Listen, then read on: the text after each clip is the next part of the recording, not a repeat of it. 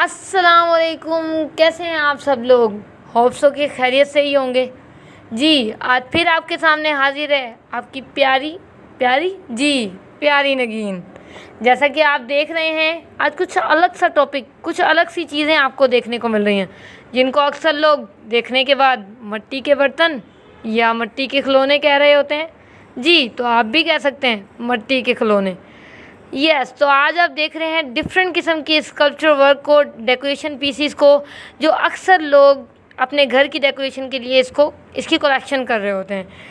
تو hope so کہ آپ کو یہ سب بہت انٹرسٹنگ لگے گا، لاسٹ تک ویڈیو لازمی دیکھیے گا، اس کے ساتھ ساتھ لائک کر دیجیے گا، چینل کو سبسکرائب کر دیجیے گا، اور ہاں بیل آئیکن کو پریس کرنا نہ بھولیے گا، ورنہ بہت ساری انٹرسٹنگ چیزوں سے مس ہو جائیں گے آپ۔